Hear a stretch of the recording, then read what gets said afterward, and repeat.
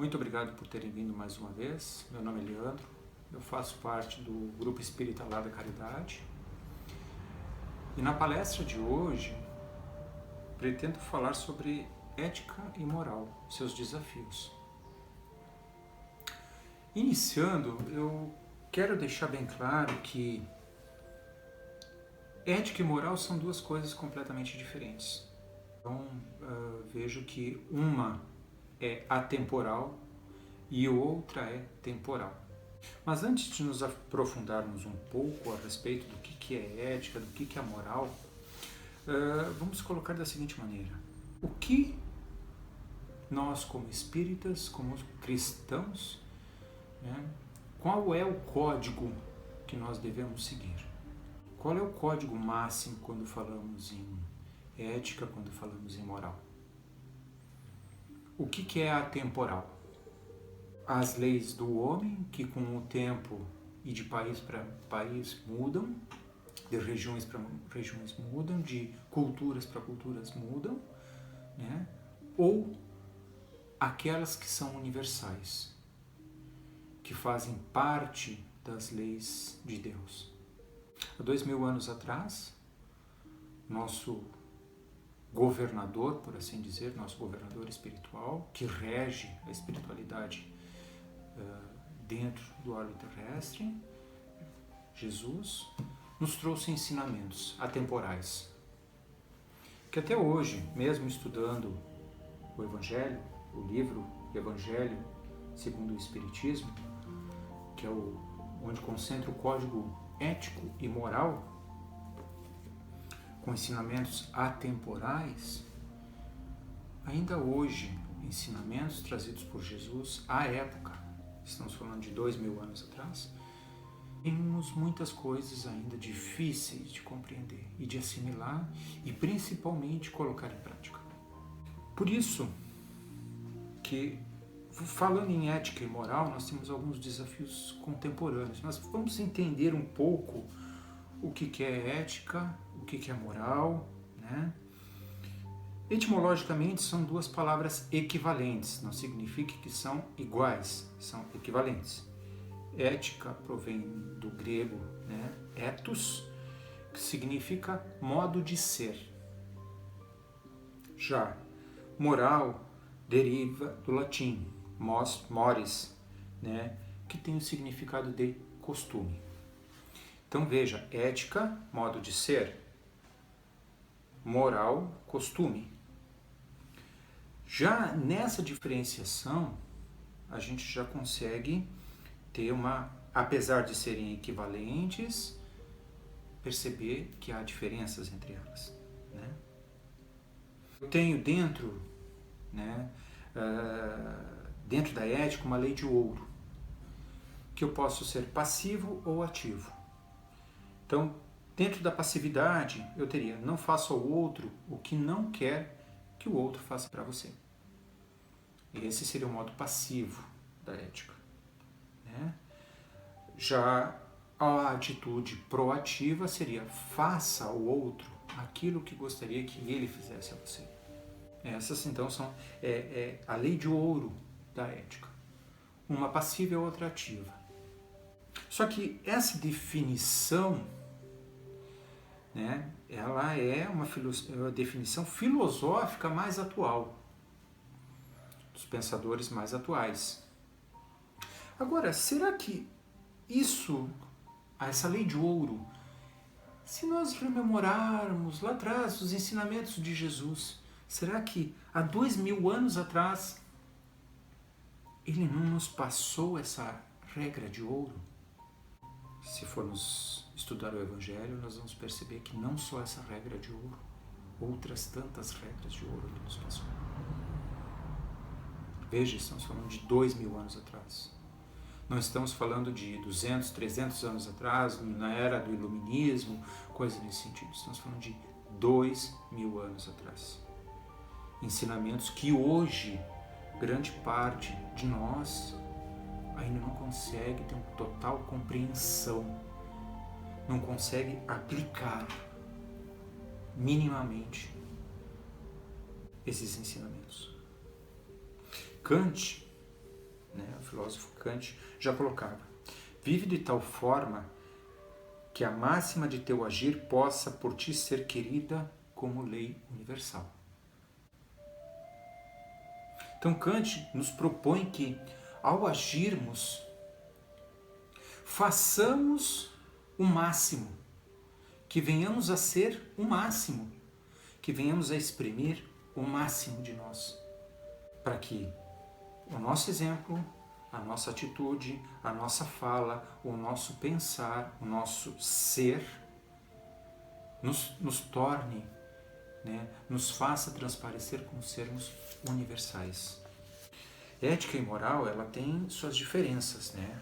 Ética, de um lado, é permanente, a moral, ela é temporal.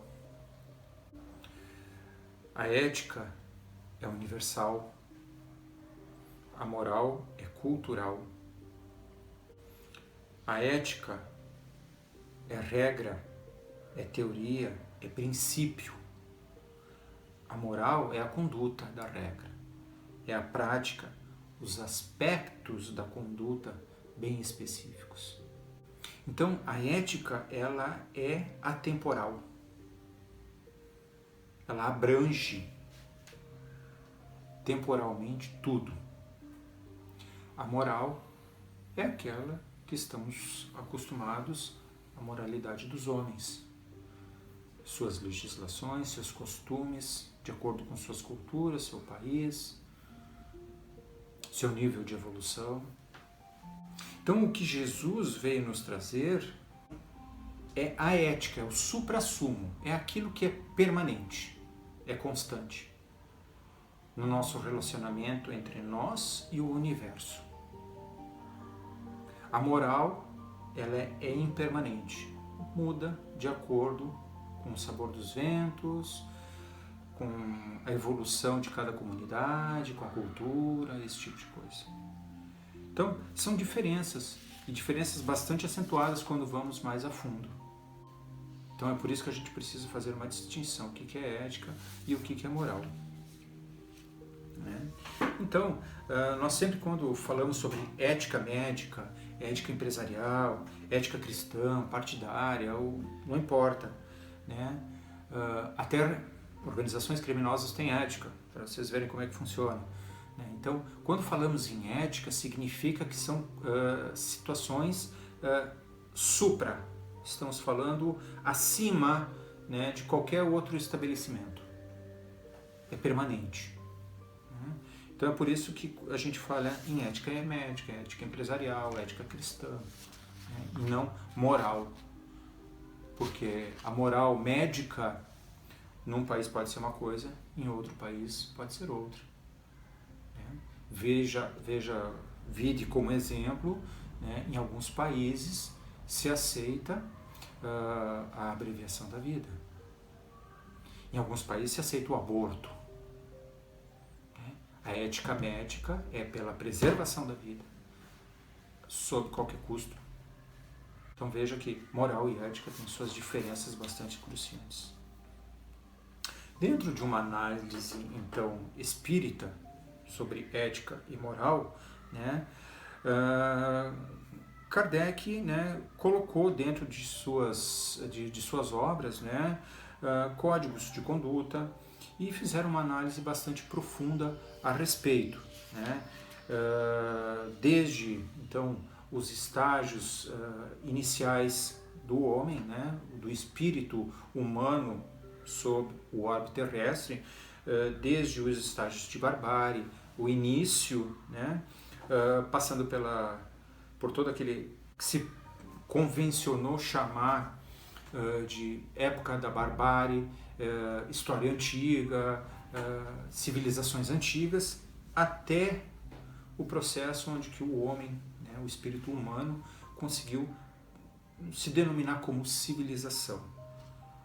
E ainda hoje, por exemplo, apesar de nos denominarmos como civilização, muitas vezes a gente percebe que, em alguns casos, a barbárie ainda impera, infelizmente, dentro, né, de irmãos que participam da civilização humana.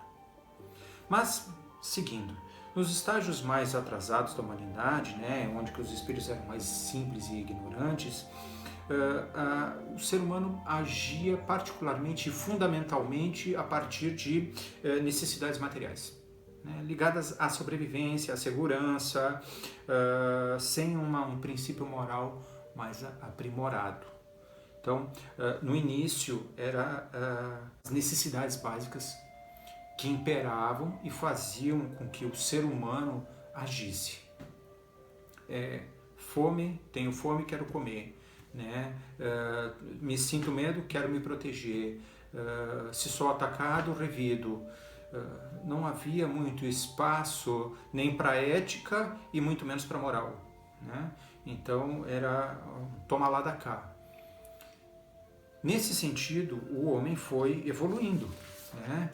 E com a convivência entre si, com outros povos, né? Então as pequenas comunidades vão se relacionando entre si e depois essas pequenas comunidades se relacionam com outros povos, vai se desenvolvendo a inteligência, né? Vai despertando uma necessidade de interação entre um e o outro, e com isso vai aprimorando a inteligência, vai aprimorando a moral, e com o aprimoramento da moral vem surgindo então a ética, que é permanente.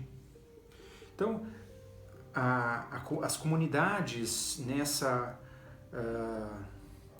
relação entre si, né, das pessoas dessa comunidade com outras comunidades também se relacionando, então isso tudo faz com que a moral venha a ser desenvolvida e a ética vai sendo estabelecida. Por isso que é tão importante a manutenção, né, das nossas relações pessoais e interpessoais. Muitos dizem, gostaria de viver num lugar completamente isolado. Mas como viver num lugar completamente isolado? Como é que eu vou desenvolver essas relações pessoais e interpessoais? Não tem como, isoladamente não tem como. Por isso que o ser humano é um animal, entre aspas, com a necessidade da socialização. Nós, como espíritos humanos, necessitamos viver em sociedade. Porque o viver em sociedade é que nos molda, é que mexe, que faz com que venhamos a sair daquele marasmo, venhamos a desenvolver o modo, venhamos a desenvolver as nossas relações interpessoais. É dessa maneira que eu cresço, é com a diversidade, é com entender o pensar diferente do outro, é entender que o outro tem direitos, é dessa maneira que eu vou desenvolvendo.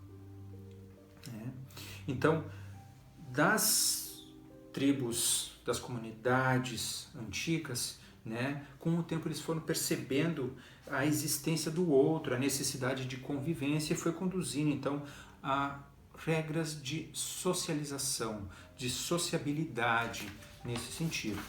Né? Embora, né, que a doutrina espírita ela trate com a propriedade a lei natural, né, como sendo eterna e imutável, para se chegar a alcançar a compreensão permanente dessa lei natural eterna e imutável, eu tenho um longo caminho. E nós ainda hoje estamos trilhando esse caminho. Porque muitas vezes durante a nossa existência nós fazemos coisas que venham a ferir o livre-arbítrio do outro, venham a tolher o direito do outro. Nós muitas vezes praticamos atos, falamos coisas que vêm a prejudicar o outro. Então veja que ainda estamos num caminho para a compreensão plena dessa lei natural que é eterna e imutável. No Livro dos Espíritos, na questão 615, ela reconhece que a prática resulta um processo evolutivo lento e gradual. Então, a nossa relação interpessoal, fazendo o nosso crescimento, a compreensão dessa lei, ela é lenta e gradual.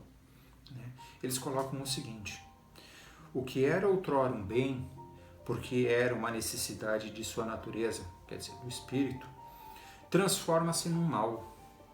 Não só porque já não constitui uma necessidade, como porque se torna prejudicial à espiritualização do ser. Isso está na Gênesis capítulo 3, origem do bem e do mal. Então, com o tempo, o que nós entendíamos que era normal, com o tempo, nós passamos a compreender que aquilo não é uma verdade eterna, não é uma ética, né?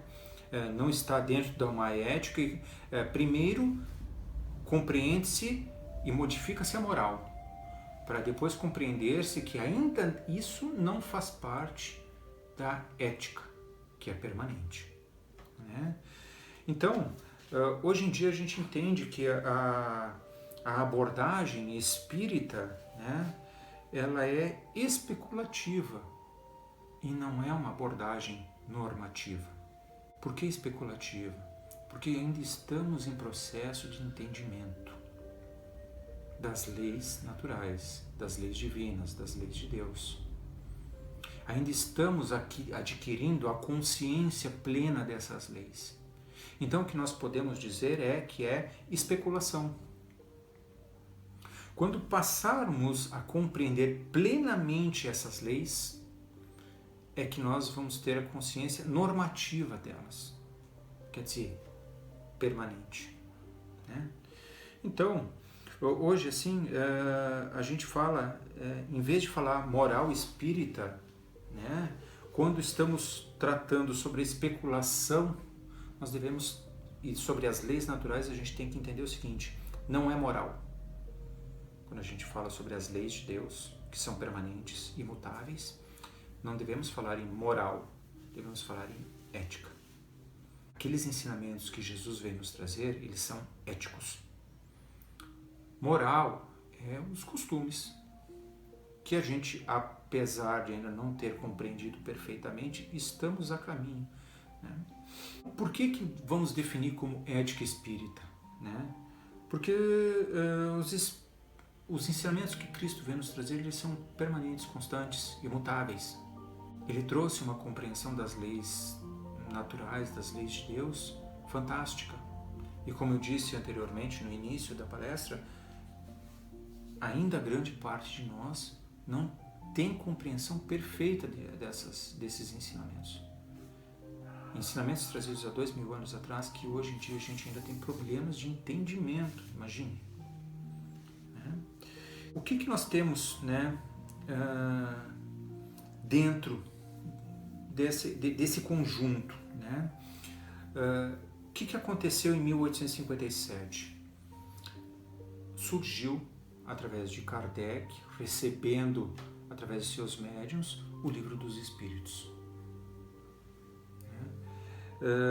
E vejo que 1857, nós estamos falando há quanto? 160 anos. Gente, há 160 anos atrás, o mundo ainda vivia uma realidade completamente diferente do que nós temos hoje. Pense que em 1857 ainda havia escravidão. Era considerada normal. Fazia parte da moral da época. Em 1857, Kardec, com a ajuda dos espíritos, trouxe uma visão nova. Mas foi por causa dessa visão nova que as coisas se modificaram? Não. As coisas se modificaram porque os espíritos que vêm reencarnando constantemente trazem essa bagagem do plano espiritual de melhoria, de melhor entendimento, de evolução. O que uma vez era moralmente aceito, hoje em dia não é mais. Falar em escravidão em 2020 chega a ser algo assim considerado, tenho escravos. Isso seria completamente fora. É completamente fora. até porque nós temos legislação, na sociedade não se aceita mais determinadas coisas, e essa é uma delas. Então veja que já em 1857, Kardec, com a espiritualidade, trazia coisas completamente novas que hoje, em 2020, ainda não estão completamente consolidadas. Vou dar alguns exemplos aqui. Né? Na Lei do Trabalho, o Livro dos Espíritos coloca sobre o limite do trabalho e o repouso. Né? Então, lá em 1857, o reconhecimento de direitos trabalhistas. Isso está dentro do Livro dos Espíritos, lá na Lei do Trabalho, limite do trabalho e o repouso. Porque não achem que antigamente, quando se trabalhava, simplesmente as pessoas tinham horário de folga. Se o patrão dissesse, tu vai começar a trabalhar agora e só vai parar quando eu mandar, era assim que acontecia. Então, veja que a espiritualidade trouxe já em 1857 coisas que mais tarde elas vieram ser incorporadas, né, à sociedade moderna. A outorga de direito ao homem e à mulher da regulagem de sua prole, limitando-se à reprodução, questão 693A do Livro dos Espíritos, lei de reprodução. Né? Deus concedeu ao homem, sobre todos os seres vivos, um poder que ele deve usar para o bem, mas não abusar. Pode, pois, regular a reprodução de acordo com as necessidades, mas não deve travá-la desnecessariamente. Então ele veio dizer, o homem e a mulher têm o direito de fazer escolhas referente se quer ou não, por exemplo, ter filhos. Não vamos longe, a sociedade chinesa ainda hoje é um filho por casal. Então vejam que há sociedades ainda que regulam esse tipo de coisa. Aceitação do divórcio. O Livro dos Espíritos consignou que a indissolubilidade do casamento, até hoje pregada pela Igreja, se constituía em lei humana, muito contrária à lei da natureza, lei de reprodução, questão 697, Brasil, a partir de 76. Veja que a aceitação do divórcio, já em 1857, os Espíritos diziam, né, pode ocorrer. Se não há mais afeto, não há mais vínculo afetivo entre as partes, por que esperar que as desgraças venham a acontecer? Então, eles já colocavam dessa maneira. No Brasil, isso só aconteceu em 1976. Gente, estamos falando de mais de um século depois. A rejeição à pena da morte. Né? Todos os países do Ocidente tinham como legal a pena capital, a pena de morte. O Livro dos Espíritos prognosticava a sua total extinção. Já falava, então. A pena de morte desaparecerá incontestavelmente e sua supressão assinalará um progresso na humanidade. Questão 760. E hoje, por incrível que pareça, em 2020, ainda discutimos sobre pena de morte. Quer dizer, eu, Leandro, tomando a decisão de quem vive e quem não vive, tomando as dores, tomando o poder de Deus. Não vamos longe. Estados Unidos, há estados americanos que ainda existe a lei pena de morte. Há na nossa sociedade pessoas que pregam a lei da pena de morte. A pergunta é, quem eu sou? Essa é uma pergunta que devemos fazer. Quem eu sou para decidir sobre a vida e a morte de outra pessoa? Sou Deus? Não. Seguindo, globalização. Questão 789, Lei do Progresso, trata de um projeto de globalização a partir de uma ética de amor e de serviço que atinja todos os povos. Ainda hoje nos vemos às voltas com pequenos blocos, bloco americano, bloco sul-americano, bloco europeu, bloco asiático. Né? Com o tempo a humanidade vai se dar na conta que é uma só. Nós todos somos irmãos, nós todos participamos de um único planeta, de um único orbe. O universo é imenso. Hoje nós temos países, divisões em países. Os espíritos já prognosticaram. Vai chegar um momento que a civilização humana vai entender que é uma em si. E tratarão a si mesmo todos como irmãos, não importa se são japoneses, chineses, americanos, europeus, amarelos, brancos, índios, não importa. Todos somos irmãos perante o Pai. igualdade de direito entre as mulheres, homens e mulheres, né? Questão 822A, né? Defende que uma legislação, para ser perfeitamente justa, deve consignar a igualdade de direitos do homem e da mulher. Ainda hoje se briga com isso. Repúdio à escravidão, que eu comecei no início, quando eu falei, né? Que o Livro dos Espíritos, anteriormente a todas as leis de abolição, proclamava claramente na questão 829: a escravidão é um abuso da força e desaparecerá com um progresso, como desaparecerão pouco a pouco todos os abusos. Está lá no capítulo da Lei da Liberdade. Absoluta liberdade de pensamento. E aqui começamos a entrar num ponto muito crítico dos nossos dias. Porque parece que nós estamos perdendo a nossa liberdade de pensar e se expressar. O Livro dos Espíritos corajosamente proclamava: a consciência é um pensamento íntimo que pertence ao homem, como todos os outros pensamentos. Questão 835. E a liberdade é uma das características da verdadeira civilização e do progresso. Hoje, muitas vezes, dentro das redes sociais, quando colocamos as nossas opiniões, somos enxovalhados. Veja, não podemos expressar a nossa opinião. Apesar da nossa excelente Constituição de 88 dizer que todos temos a liberdade de nos expressar, de falar em liberdade de expressão. A liberdade de expressão, vírgula, para alguns, para outros, não. Os espíritos colocam isso, absoluta liberdade de expressão. Por quê? Porque está vinculado diretamente ao livre-arbítrio. Eu posso até não falar, eu posso ser impedido de me mover, ser preso numa cela, mas ninguém consegue impedir de pensar. Isso é uma condição de cada espírito. E aqui nós entramos diretamente no livre-arbítrio. Mas esse é um outro assunto que nós vamos ver numa palestra mais adiante. O que nós temos para colocar a respeito disso? Apesar do Livro dos Espíritos trazer diversas evoluções, prognosticar diversas evoluções em função da própria sociedade que cresce, que evolui, né? A renovação social que aconteceu de 1857 para cá, então, ela é fruto do Espiritismo? Não. O Espiritismo veio ajudar, veio abrir os olhos, mas a renovação social, a renovação das leis, a melhoria das condições humanas, o respeito pelo outro, ele vem de acordo que a humanidade amadurece.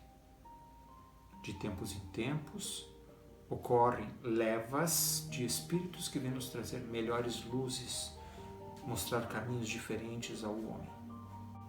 1750-57, começou o processo que nós chamamos de modificação planetária. Hoje, a Terra ainda é um mundo de provas e expiações, e daqui a algum tempo ela será um mundo de regeneração. Isso começou em 1757. Por quê? Porque a partir daquela data, diversos espíritos reencarnaram e o que nós chamamos hoje de iluminismo foi o começo das luzes dessa nova sociedade. E se a gente vai ver daquela época para cá, estamos falando de 300 anos. Em 300 anos, olha quanto a humanidade evoluiu. Saímos de uma condição de idade média, onde não havia direitos, a escravidão era uma condição normal, mulheres não tinham direito algum, só os poderosos e quem tinha efetivamente o poder é que mandava. O resto obedecia. Veja o quanto evoluímos em 300 anos. E vamos evoluir muito mais, porque estamos na busca da compreensão da ética permanente. Mas para isso precisamos trabalhar essa moral que nos leva, que é o caminho até a ética necessária. Obrigado mais uma vez por terem nos assistido e gostaria de encerrar então com uma oração de agradecimento Vamos fechar os nossos olhos, harmonizar a nossa mente, o nosso coração. E te agradecer, Pai, pela humanidade que temos, pela nossa história como espíritos, pelas experiências que temos passado, pelas inúmeras vidas que temos tido, buscando sempre a nossa perfeição moral, a nossa busca pela ética permanente, a nossa busca pela compreensão das tuas leis, leis imutáveis, perenes e soberanamente justas. Obrigado pelas experiências, obrigado pelos amigos e pelos familiares que temos, que nos ajudam nessa busca e são companhia constante na nossa existência. Obrigado ao Mestre Jesus pelo sacrifício de há 2000 anos atrás, ter descido até o nosso nível para nos trazer tão significantes lições de vida. Não só essas lições passadas através de teorias, mas principalmente exemplificadas. Obrigado, Mestre. Obrigado a todos os nossos amigos do plano espiritual que nos acompanham, nos assistem e nos amparam nessa caminhada. Que assim seja.